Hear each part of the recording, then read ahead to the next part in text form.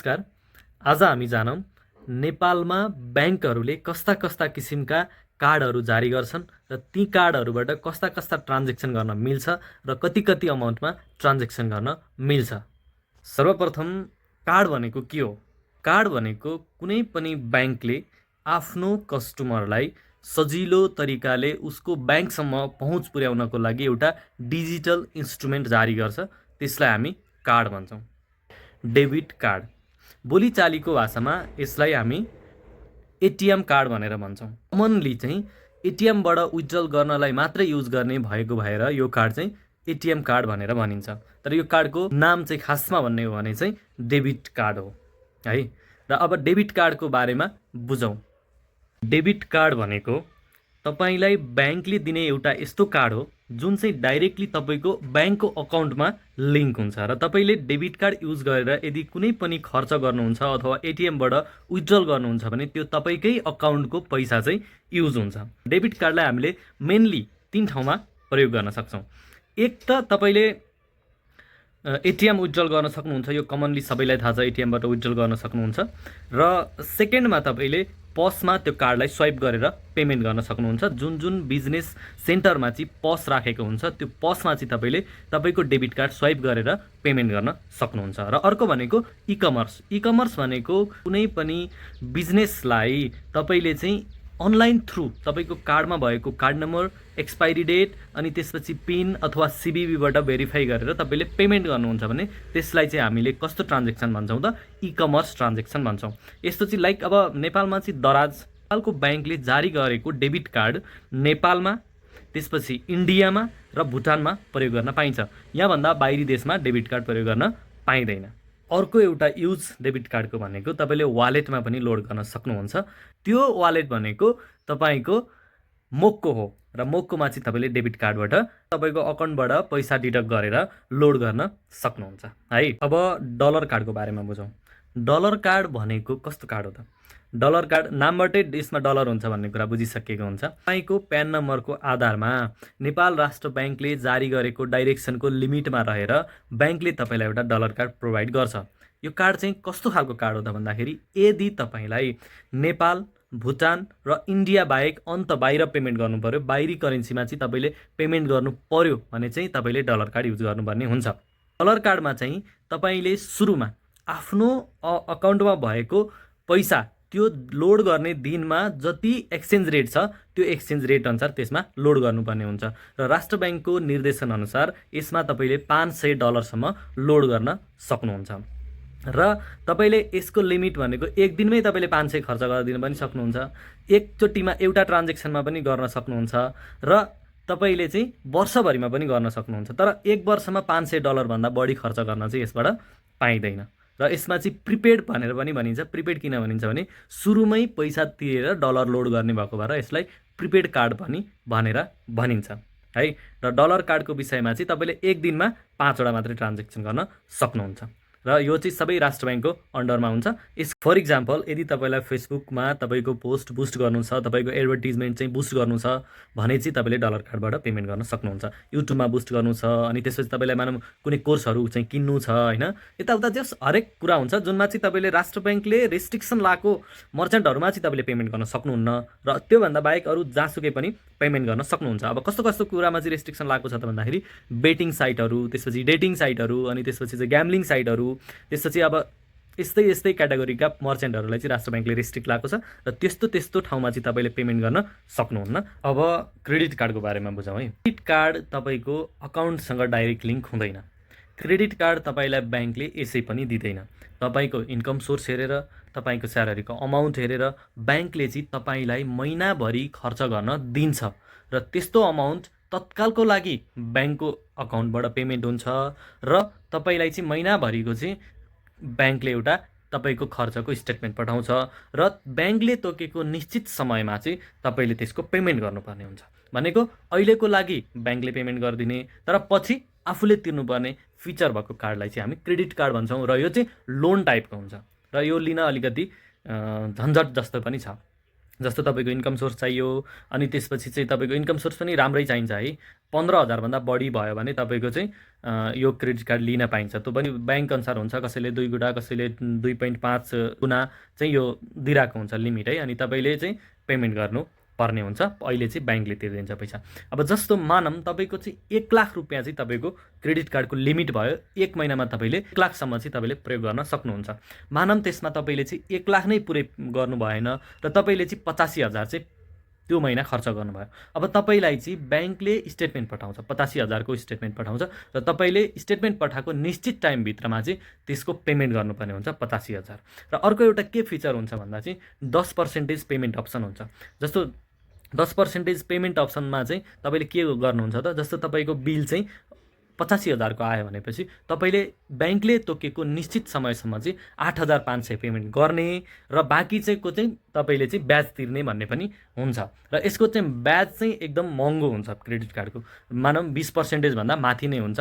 त्यही भएर यो चाहिँ बेलामा युज गर्ने र बेलैमा तिर्ने मान्छेको लागि चाहिँ एकदम फाइदाजनक छ। डेबिट कार्ड जस्तै यसमा पनि एटिएमबाट ब्याङ्कले तोकेको निश्चित पर्सेन्टेज, लिमिटको निश्चित पर्सेन्टेज चाहिँ एटिएमबाट निकाल्न मिल्छ र एटिएमबाट निकाल्दा चाहिँ अलिकति निकालेको अमाउन्टभन्दा अलिकति बढी तिर्नुपर्ने हुन्छ। त्यही भएर एटिएमबाट चाहिँ ननिकालेको राम्रो।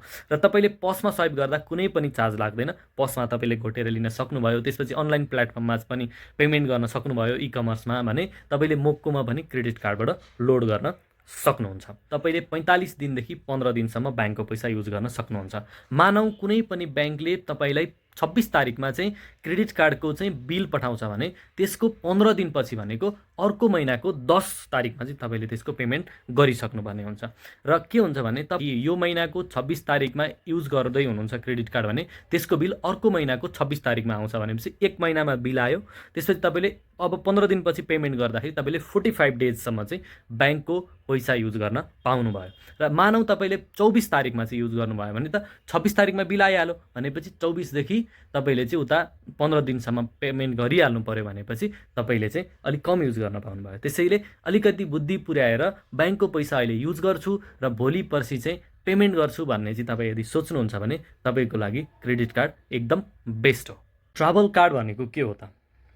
ट्राभल कार्ड भनेको नामबाटै थाहा हुन्छ, ट्राभल गर्दा लिएर जाने कार्ड भनेपछि विदेश जानुपर्ने छ तपाईँलाई होइन, फरेन जानुपर्ने छ, एब्रोड स्टडी वर्क जेसुकै कामले पनि तपाईँले जानुपर्ने छ भने राष्ट्र ब्याङ्कले तोकेको लिमिटमा बसेर तपाईँको भ्यालिड पासपोर्ट, भ्यालिड भिजा र फ्लाइट टिकट हेरेर चाहिँ ब्याङ्कले तपाईँलाई एउटा कार्ड दिन्छ, लाइक डलर कार्ड। यसमा चाहिँ तपाईँले आफ्नै अकाउन्टबाट डलर लोड गर्ने हो अनि त्यसपछि त्यसलाई लिएर जाने हो। र विदेशमा चाहिँ तपाईँले, विदेश भनेको नेपाल, इन्डिया र भुटान बाहेक अरू देशमा चाहिँ तपाईँले यसमा एटिएमबाट विथड्रल पनि गर्न सक्नुहुन्छ र पसबाट स्वाइप पनि गर्न सक्नुहुन्छ भने अनलाइनबाट पनि पेमेन्ट गर्न सक्नुहुन्छ। तर नेपालमा बसेर चाहिँ त्यो काम गर्न तपाईँलाई डलर कार्ड चाहिन्छ। डलर कार्डकै फिचर भएको तर बोकेर लिएर जाने कार्डलाई चाहिँ हामी ट्राभल कार्ड भनेर भन्छौँ। अब बुझौँ कुन कुन कम्पनीका चाहिँ कार्ड हुन्छन् त। नेपालमा मेनली युज हुने कार्ड भनेको भिजा कार्ड हो र सेकेन्डली युज हुने भनेको मास्टर कार्ड हो र अर्को भनेको कुनै कुनै ब्याङ्कले युपिआई अथवा युनियन पेको पनि कार्ड दिएको हुन्छ। अब बुझौँ कार्डलेस विथड्रल भनेको कस्तो हो। कार्डलेस नामबाटै थाहा हुन्छ कि यो विथड्रल गर्नको लागि कार्ड आवश्यक छैन। र कार्डलेस भनेको कुनै पनि ब्याङ्कले दिएको यस्तो सुविधा हो जसमा चाहिँ तपाईँले मोबाइल ब्याङ्किङबाट कार्डलेस विथड्रल रिक्वेस्ट गर्नुहुन्छ र एउटा तपाईँले ओटिपी पाउनुहुन्छ र त्यो ओटिपी लिएर तपाईँ एटिएममा जानुहुन्छ र त्यही ब्याङ्कको एटिएमबाट चाहिँ तपाईँले त्यो आफ्नो मोबाइल नम्बर ओटिपी राखेर चाहिँ तपाईँले विथड्रल गर्न सक्नुहुन्छ।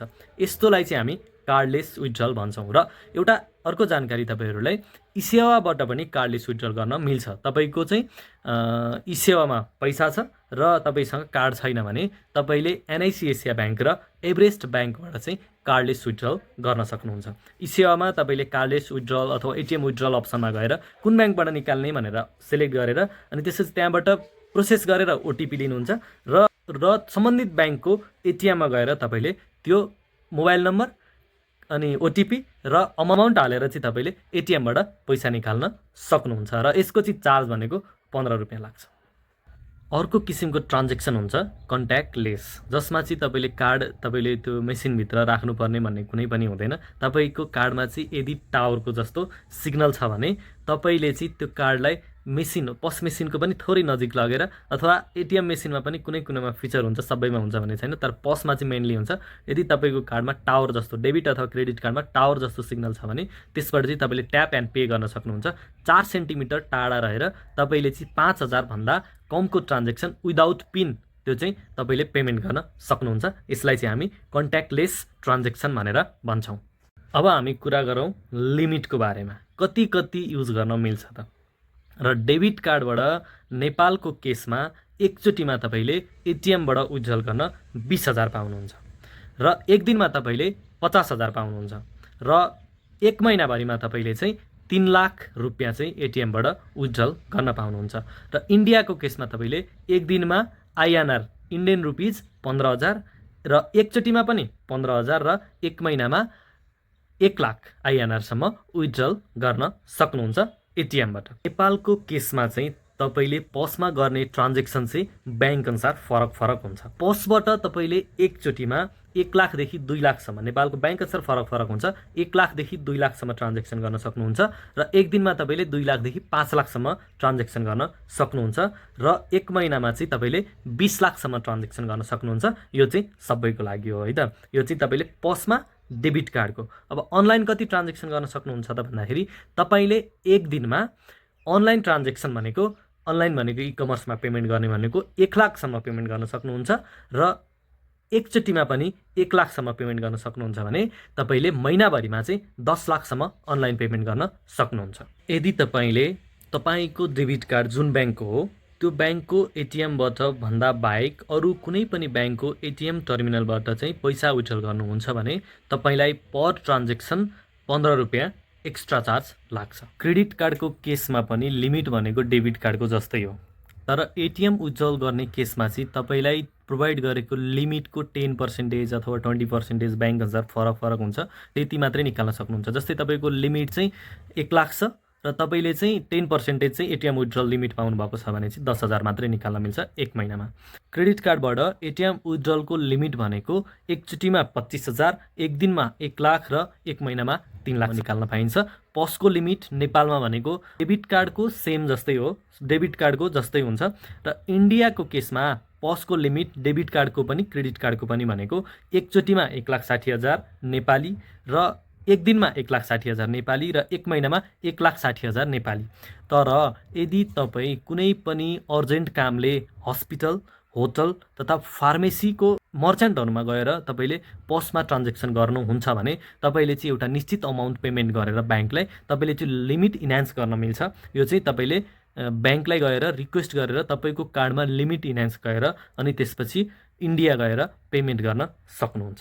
ट्राभल कार्डको लिमिटको विषयमा चाहिँ ब्याङ्क अनुसार फरक हुने त भइहाल्यो, तर मैले टेन्टेटिभ भनेर भनिदिन्छु है त। टेन्टेटिभमा चाहिँ तपाईँलाई ट्राभल कार्ड भनेको लगभग 2000मा बन्छ नेपाली, त अनि त्यसपछि तपाईँको चाहिँ विदेश गइसकेपछि तपाईँले महिनाको $2,500 देखि $5,000 ब्याङ्क अनुसार फरक हुन्छ पसमा पेमेन्ट गर्न सक्नुहुन्छ, र अनलाइन पेमेन्टमा तपाईँले $1,000 पेमेन्ट गर्न सक्नुहुन्छ, र एटिएम विथड्रल चाहिँ $2,500 विथड्रल गर्न सक्नुहुन्छ है। यो चाहिँ ब्याङ्क अनुसार फरक हुने नै भएको, र सबै कार्डहरू चाहिँ तपाईँले कार्डको सेवा लिने बेलामा चाहिँ तपाईँलाई त्यहीँनिर त्यो पेपरमा, वेलकम पेपरमा नै सबै लिमिटहरू आफ्नो ब्याङ्कले आफ्नो तरिकाले लेखेको हुन्छ।